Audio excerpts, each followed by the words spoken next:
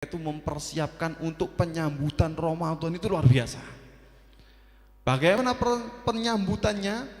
Setengah tahun sebelum datangnya Ramadan mereka itu berdoa. Kalau tadi Nabi Muhammad menganjurkan mulai Rajab ya. Nah, ini setengah tahun sebelumnya sudah doa. Ya Allah, sampaikan kami bulan Ramadan. Ya Allah, sampaikan kami bulan Ramadan. Bantu kami kalau di bulan Ramadan untuk bisa beribadah dengan semaksimal mungkin gitu. Kira-kira setengah tahun berdoa berharap kepada Allah Subhanahu wa taala, masuk bulan Ramadan ibadah maksimal atau tidak?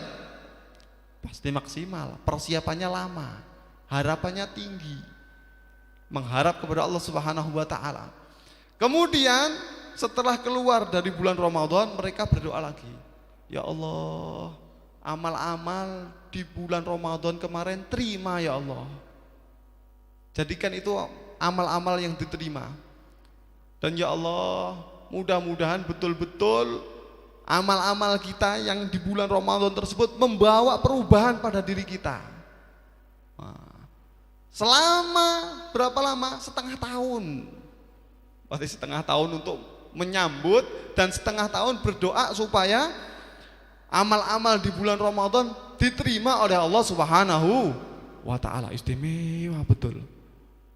Oleh karenanya mereka tahu bahwasanya bulan Ramadan ini begitu istimewanya karena dibilang Rajab syahrullah wa Sya'ban syahri wa Ramadan syahru ummati. Rajab ini adalah bulannya Allah. Kemudian Sya'ban ini adalah bulanku, bulannya Nabi Muhammad SAW. Dan Ramadan adalah syahru ummati, bulan umatku, bulan hadiah bagi umat baginda Nabi besar Muhammad SAW. Maksimalkan. Mudah-mudahan nggih niki teguran datang kawula khususnya dan juga kepada orang-orang yang saya cintai, umat-umat yang diperhatikan oleh baginda Nabi besar Muhammad SAW. Pengingat bagi kita semuanya. Kula paringi contoh nggih, kula paringi contoh. Jenengan kula tangklet. Teng bulan Ramadan niku jenengan khatam Al-Qur'an ping pinten nggih? Ada yang sampai 10 kali khatam Al-Qur'an? Ada yang ngoten? 3 kali? Setunggal? Kadang-kadang setunggal pun dereng nutut kadang-kadang. Kadang-kadang awal Ramadan niku rajin baca Quran, di tengah-tengah atau di akhir-akhir niku gembos. Terus nggih? Nah, itu perlu dikoreksi, perlu diteliti. Kita ini di zaman sekarang ini subhanallah fasilitas-fasilitas luar biasa. Dibandingkan dengan orang-orang dulu, fasilitas kita ini luar biasa. Kula tanglet. Zaman riyen wonten HP ingkang wonten Al-Qur'an napa mboten? Ah mboten wonten nggih. Bahkan kula ningali wingi nggih, wonten Quran ingkang sampun lawas niku. Niku tulisane niku mlungker-lungker ngoten. Kula waos niku wangel ternyata. Nggih, karena tulisan yang niku lho, wangel dibaca. Sekarang ini Quran-Quran cetakan baru niku tulisannya gede-gede, genah-genah, bagus-bagus, dibaca enak. Warna kertasnya bagus. Tapi subhanallah, fasilitasnya semakin banyak, tapi ternyata ditinggalkan berdebu. Bahkan kadang-kadang wonten HP niku wonten aplikasi ini Al-Qur'an, tapi kula tangkep malih niki. Kinten-kinten aplikasi Al-Qur'an teng HP niku jenengan buka sehari berapa kali? Berapa kali? 1 bulan sekali?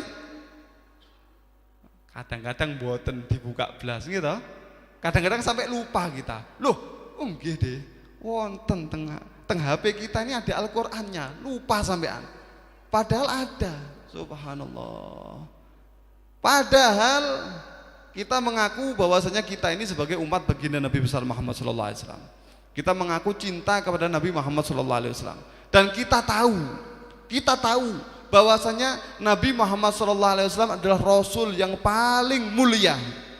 Karena beliau paling mulia, diberikan kepada beliau semua yang paling mulia, termasuk mukjizat beliau adalah yang paling istimewa. Di antara mukjizat Nabi Muhammad SAW yang paling besar inggih punika Al-Quran.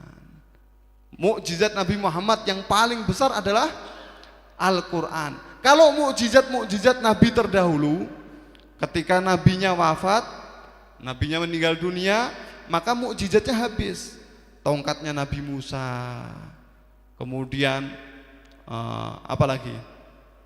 Ya, mukjizatnya Nabi Sulaiman, mukjizatnya Nabi Ibrahim dan lain sebagainya. Sekarang tidak ada lagi sudah. Tapi mukjizatnya Nabi Muhammad SAW ada yang sampai akhir zaman masih akan terus kita bisa rasakan mukjizat tersebut, yaitu Al-Quran. Al-Quran itu, nuzulul Quran itu sudah berhenti, tapi tanazzulatuhu baqiyah. Rahmat-rahmat, ilmu-ilmu, hikmah-hikmah melalui Al-Quran akan terus langgeng sampai kiamat. Itu Al-Quran. Tidak ada lagi orang yang yang mendapatkan Al-Quran. Ada lagi tidak? Kalau ada orang, oh Jibril datang kepada saya, percaya? Nabi Muhammad SAW adalah Nabi terakhir. Nah, berarti tidak ada yang dapat turun Al-Quran kepada dia, tidak. Tapi tanazzulatnya, yaitu anugerah-anugerah yang mengucur dari Al-Quran ini akan tetap ada sampai kapan? Sampai kiamat. Semenjak masih Al-Quran ini ada tulisannya, semenjak Al-Quran ini masih bisa dibaca, semenjak ada orang yang masih hafal Al-Quran, maka tetap Al-Quran itu ada mukjizat-mukjizatnya. Nanti ada masanya, di akhir zaman tulisannya pun hilang. Orang yang punya hafalan walaupun sedikit hilang juga. Misalkan hafal cuman Al-Fatihah, begitu akhir zaman mau datang kiamat, Al-Fatihahnya pun hilang. Diingat-ingat tidak bisa, sudah hilang, tulisannya pun hilang. Begitu. Tapi semenjak belum terjadi hal tersebut, maka rahmat-rahmat, mukjizat-mukjizat, keberkahan-keberkahan, hikmah-hikmah, ilmu-ilmu, keutamaan-keutamaan yang disebabkan Al-Quran akan tetap ada, tetap akan kita bisa hasilkan. Cuman kadang-kadang umat ini, ya Allah, bikin sedih baginda Nabi besar Muhammad SAW. Rabbi inna ummati takhadu hadal Qur'ana mahjura. Ya Allah, di kanjeng Nabi Muhammad SAW, Tuhanku, ini loh umatku ini menjadikan Al-Quran ini ditinggalkan, gak digape, gak direken, ditinggalkan. Punya Al-Quran sama sekali tidak pernah dibaca. Tapi saya sibuk, Habib, saya sibuk, saya punya pekerjaan, saya ini pegawai kantor, saya ini ustadz yang ngajar, saya ini guru yang ngajar, saya ini pekerjaan saya penuh. Kalau saya sisihkan waktu untuk Al-Quran, tidak bisa lagi. Nah, ini Al-Quran salah satu hikmahnya, salah satu manfaatnya, salah satu faedahnya adalah bisa membuat waktu kita ini berkah barokah. Semakin kita baca Al-Quran dengan istiqomah, maka waktu kita ini dikasih keberkahan. Contoh, ada orang yang harus mengerjakan pekerjaannya itu dalam 4 jam dengan serius, dengan fokus. Kalau dia tidak fokus dalam 4 jam, maka tidak akan mungkin selesai. Kemudian logikanya, kalau kita baca Al-Quran dalam setengah jam, maka akan kurang waktu, ya, betul ya? Maka waktunya akan berkurang. Tapi karena dikasih keberkahan oleh Allah Subhanahu wa taala, yang seharusnya pekerjaan tersebut harus dikerjakan dalam 4 jam, bisa selesai dalam 2 jam atau dalam 1 jam. Itu salah satu hikmah dari membaca istiqomah, membaca Al-Quran. Sisihkan waktu, tidak ada alasan, tidak ada alasan. Kita ini tidak punya waktu lagi. Tidak ada. Saya ini sibuk belajar. Saya ini sibuk mengajar. Belajarnya Anda itu sumbernya dari Al-Quran. Ngajarnya Anda itu sumbernya dari Al-Quran. Sesibuk apa sih kita ini? Lebih sibuk dari Imam Syafi'i. Ternyata Imam Syafi'i pun sering hatam Al-Quran. Beliau. Masa kita lebih sibuk dari beliau-beliau ini? Ini berarti keteledoran dari kita atur waktu.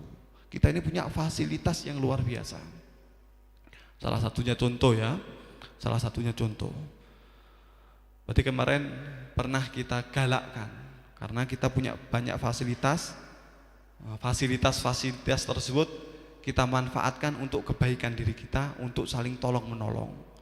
Ada namanya grup WhatsApp lah, grup apalah ya, ada grup ya. Nah, itu daripada terus dapat informasi-informasi yang tidak karu-karuan, kita bikin kesepakatan ya, dalam 1 minggu hatamkan 1 juz. 1 minggu cuman satu juz. Saged? Mboten saged. 1 juz 1 minggu. Berarti 1 juz itu 20 halaman. Mosok mboten saged 1 minggu 1 juz. Nah, tapi kalau 1 minggu 1 juz, ternyata misalkan grupnya isinya 90 orang, maka dibagi menjadi 3 grup. 30. Maka dalam 1 minggu kita hatamkan 3 hataman Al-Quran. Nanti contoh akhir hari Jumat asar kita khatamkan salah satu membaca doa Quran, kita hadiahkan kepada orang-orang tua kita dan kita doakan hajat-hajat kita dikabulkan, kekurangan-kekurangan kita ditambal oleh Allah Subhanahu wa taala. Mungkin enggak? Kita berarti 1 minggu hatam 3 kali karena kita saling tolong menolong, saling gotong royong, ta'awanu 'alal birri wat taqwa, saling tolong menolong untuk kebaikan dan takwa. Ini fasilitas. Masa enggak bisa juga? 1 minggu 1 juz. Berarti misalkan sekarang saya juz 5, minggu depan saya juz 6, minggu depan saya juz 7 minimal. 1 minggu 1 juz minimal. Tapi karena digotong oleh orang banyak, ada hatamannya.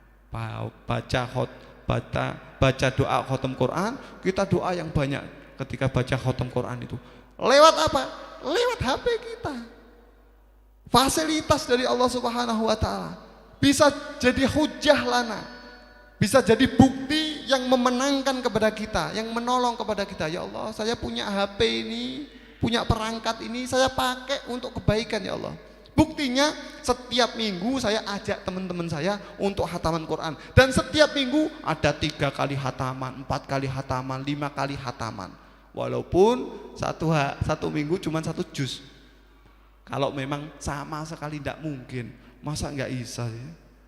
Masa sih kita menjadi orang yang membuat sedih Nabi Muhammad SAW. Ya Allah, ini loh, Ilahi inna umani takhadu hadal Qur'ana mahjura. Tuhanku, ini loh umatku ini loh menjadikan Al-Quran ini ditinggalkan, diacuhkan, tidak diperhatikan. Katanya mukjizat yang paling besar dari Nabi Muhammad SAW, tapi tidak pernah dibaca. Gimana ini? Mudah-mudahan ya, mudah-mudahan menjelang bulan Ramadan kita bisa maksimalkan, kita latih diri kita bersihkan diri kita, kemudian kita hiasi di bulan Sya'ban. Masuk bulan Ramadan maksimal, betul-betul maksimal, bulan hadiah bagi umat Nabi Muhammad SAW tersebut. Mudah-mudahan kita diberikan umur yang panjang, sehat walafiat. Mudah-mudahan disampaikan di bulan Ramadan, kita bisa menghadapi bulan Ramadan dengan semaksimal mungkin. Dan amal-amal di bulan Ramadan tersebut menjadi amal-amal yang diterima oleh Allah Subhanahu wa taala. Amal yang diterima itu tandanya adalah membawa dampak positif setelah keluar dari bulan Ramadan. Mudah-mudahan keluar dari bulan Ramadan kita dijadikan manusia-manusia yang semakin berbenah diri, semakin sempurna, semakin baik lagi. Amin amin ya rabbal Ya Rabbal Alamin, itu yang bisa saya sampaikan. Mudah-mudahan ini bermanfaat bagi diri Al-Fakir khususnya, dan kepada orang-orang yang saya cintai, orang-orang yang diperhatikan oleh baginda Nabi besar Muhammad sallallahu alaihi wasallam, umat-umat baginda Nabi besar Muhammad sallallahu alaihi wasallam, kaum mukminin wal mukminin wal mukminat. Mudah-mudahan kita bisa bertemu di kesempatan yang berikutnya dalam keadaan sehat walafiat. Amin amin ya rabbal alamin. Hadza minni wal afa minkum. Assalamualaikum warahmatullahi wabarakatuh.